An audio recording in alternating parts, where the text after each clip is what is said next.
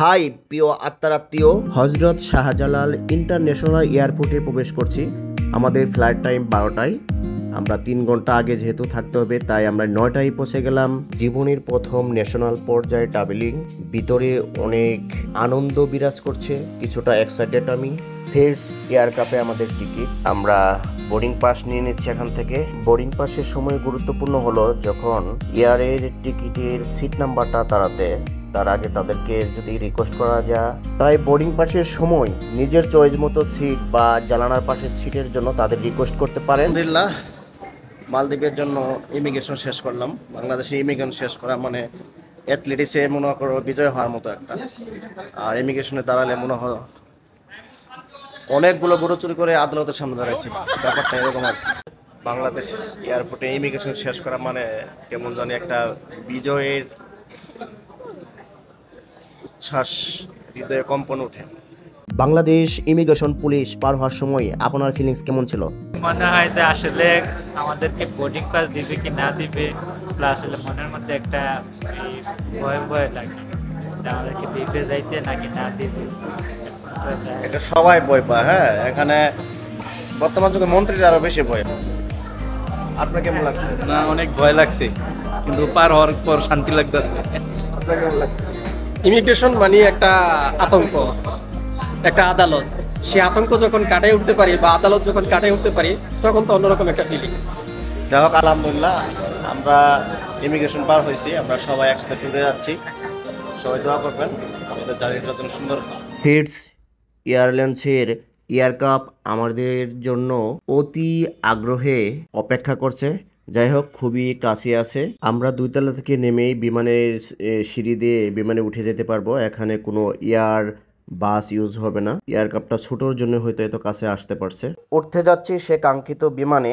আমাদের শ্রীলঙ্কা কলম্বোতে 3 ঘন্টা যাত্রা বিরতি আছে। তারপরে কলম্বো এয়ারপোর্ট থেকে যাব আমরা মালদ্বীপের মালে এয়ারপোর্টে। তারপরেই সে স্বর্গীয় স্বপ্নের আইল্যান্ডগুলো ভিজিট করার ভাগ্য হবে। আলহামদুলিল্লাহ, আমরা এখন ঢাকার আকাশে। নিচের দিকে তাকালে মনে হচ্ছে ঢাকা শহরটা একটি আকাশ, আর বাতিগুলো ঝিলমিল ঝিলমিল করছে তারার মতো। এই এক অন্যরকম অনুভূতি, উপর থেকে পাখির চোখে ঢাকাকে দেখা। হতাশাজনক সত্য হলো ফিটস এয়ারের ঢাকা টু কলম্বো এই 3 ঘন্টা জার্নিতে একটি পানি পর্যন্ত তারা ফ্রি দেয় না। কিন্তু এই একই এয়ার কাপ যখন কলম্বো থেকে মালদ্বীপ মালে এয়ারপোর্টে যা, হ্যাঁ, কয়েক ধরনের নাস্তা এবং জুস দিয়ে থাকে, তাহলে বাংলাদেশের সঙ্গে, তাহলে ঢাকার যাত্রীদের সঙ্গে এই এক মহা বৈষম্য না? আমরা ল্যান্ড করেছি কলম্বো এয়ারপোর্টে। এই শ্রীলঙ্কার ইন্টারন্যাশনাল এয়ারপোর্টে আমরা 3 ঘন্টা যাত্রা বিরতি নিব। একই এয়ারে আবার আমরা সকালে ইনশাল্লাহ মুভ করব সেই স্বপ্নের দেশে। কলম্বো এয়ারপোর্টে আমরা সবাই বাসে লোড হচ্ছি, একদম সরাসরি বিমান থেকে বাসে লোড। তারপর এয়ারপোর্টে যাই আমরা বাকি সময় পার করব। কলম্বো এয়ারপোর্টে প্রবেশ করে বৌদ্ধর স্ট্যাচু দেখতে পারবেন। এটা একদম এয়ারপোর্টের ভিতরেই তৈরি করা। শ্রীলঙ্কার প্রধান ধর্মই হলো বৌদ্ধ ধর্ম। বৌদ্ধ ধর্ম অনুসারী প্রায় 70.2%, হিন্দু ধর্ম 12.6%, আর আমাদের মুসলিম অনুসারী 9.7%। খ্রিস্টান আছে এখানে 7.4%, এবং অন্যান্য ধর্ম আছে 0.05%। কলম্বো এয়ারপোর্টে অপেক্ষা করতেছি। 6:45-এ আমাদের আবার নেক্সট ফ্লাইট। এখানে এই 2-2.5 ঘন্টা ট্রানজিটে সময়টা এখানে কাটবে। প্রতিটা ইন্টারন্যাশনাল এয়ারপোর্টেই ফ্রি ওয়াইফাই বুথ আছে, সেখান থেকে স্ক্যান করে বা পাসওয়ার্ডের মাধ্যমে আপনি কানেক্ট করলেই ইন্টারনেট চালাতে পারবেন। আমিও কানেক্ট করে নিচ্ছি। আর এখন একটু ঘুরে ঘুরে দেখতেছি, একদম চকচকে পরিষ্কার লাক্সারি একটা এয়ারপোর্ট, খুব ভালো লাগতেছে। আমি চতুর্থ সাইডে একটু ঘুরে ঘুরে দেখার চেষ্টা করতেছি।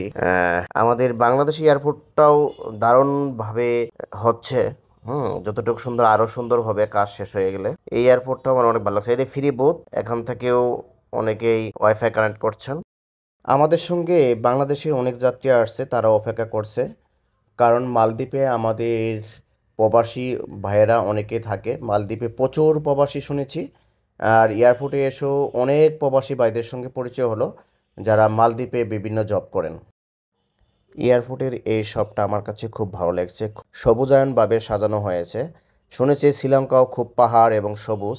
আমি নেক্সট ট্যুর যদি কোথাও দেই, শ্রীলঙ্কার দেওয়ার সম্ভাবনা বেশি, কারণ আমি তো ভালোবাসি পাহাড় এবং সাগরকে। এখন আমার পছন্দের এই সাগর, আইল্যান্ড এগুলো ভিজিট করা হয়ে যাবে ইনশাল্লাহ মালদ্বীপে। টুরিস্ট হিসেবে আমি ভাগ্যবান বলা যেতে পারে, কারণ আমি এমন একটি দেশে যাচ্ছি যা টানা 5 বছর থেকে টুরিস্ট স্পট হিসেবে বিশ্বে প্রথম স্থানে 5 বছর থেকে। আর আমি সাগরের প্রতি দুর্বলতা থেকে এই মালদ্বীপকে বেছে নিয়েছি।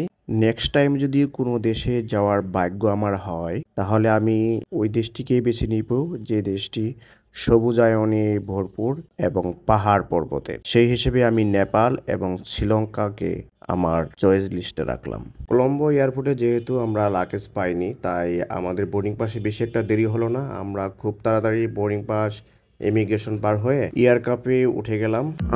যাই হোক, সেই চীনামুখ যাত্রীগুলোই ম্যাক্সিমাম, আর এখান থেকে কিছু ইউরোপিয়ান পর্যটক উঠেছে মালদ্বীপে যাওয়ার জন্য।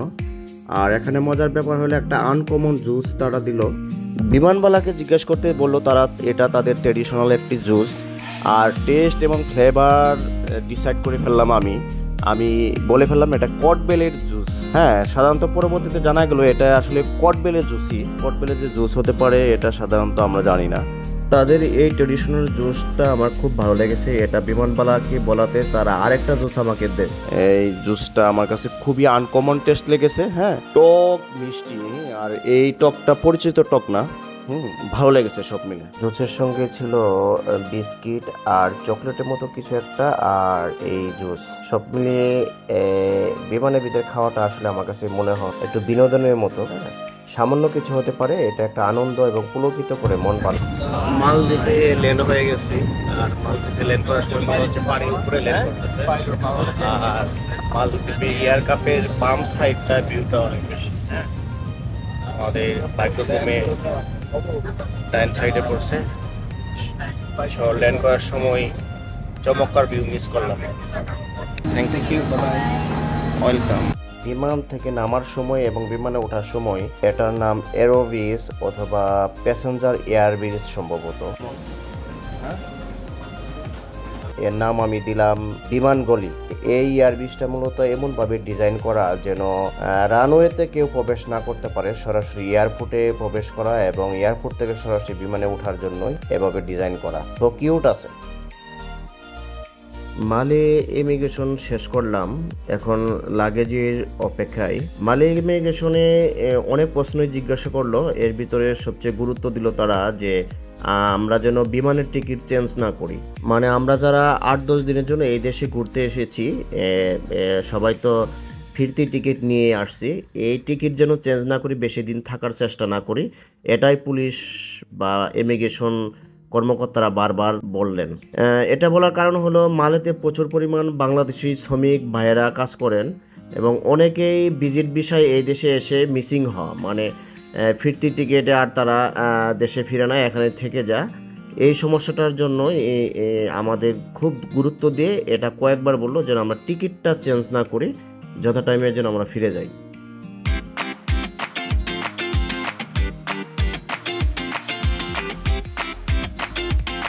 এই যে আমাদের হোটেলের নেম ট্যাগটা দেখা যাচ্ছে। হ্যাঁ, এই প্রো মানি এক্সচেঞ্জ করবো, মানি এক্সচেঞ্জের এখানে আসছি। আজকে রেট বলতেছে 17 টাকা চলতেছে নাকি? 17 টাকা দিবে আমাদের। 3400 না? 3400 আসবে।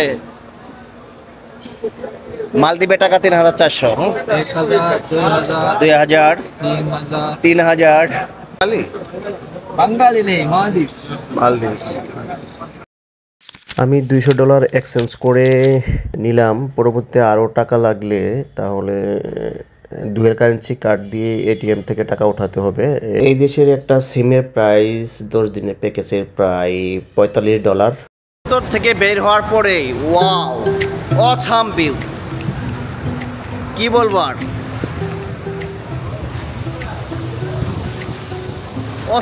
অস্থির এক ভিউ বিমানবন্দর থেকে বের হওয়ার পরে।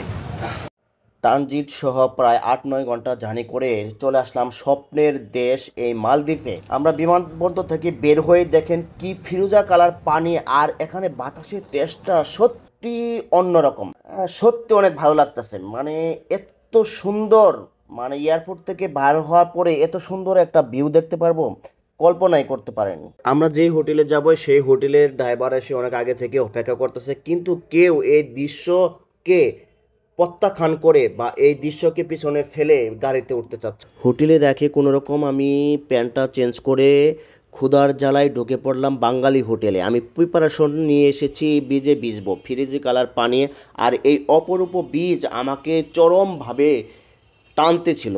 আমি এই পানিতে ভিজার নেশায় আমি শর্টকাটে সব কাজ সেরে আমি চলে এসেছি এই সুন্দর অপরূপ হুলুমালের বীজে। দেখেন কি সুন্দর, আগে ছবির ভিতরে অথবা ভিডিওতে দেখেছি, কিন্তু বাস্তবে যে এত সুন্দর হতে পারে আমি কখনো সত্যি কল্পনা করতে পারিনি। আমি খুবই এক্সাইটেড এবং আনন্দিত। আলহামদুলিল্লাহ যে আমি এত একটা সুন্দর বীজের, এত একটা সুন্দর ল্যান্ডে আসতে পেরেছি এবং একটা সৌন্দর্যের সাক্ষী হতে পেলাম। আরও নেক্সটের দিনগুলো সুন্দর সুন্দর জায়গায় আমি ভিজিট করব এবং অ্যাডভেঞ্চার অনেক কিছু করব। আপনারা সবাই যদি নেক্সট ভিডিওগুলো দেখতে চান অনুগ্রহপূর্বক লাইক, কমেন্ট, শেয়ার এবং সাবস্ক্রাইব করে সাথে থাকবেন। আল্লাহ হাফেজ, দেখা হচ্ছে নেক্সট কোনো সুন্দর আইল্যান্ড থেকে।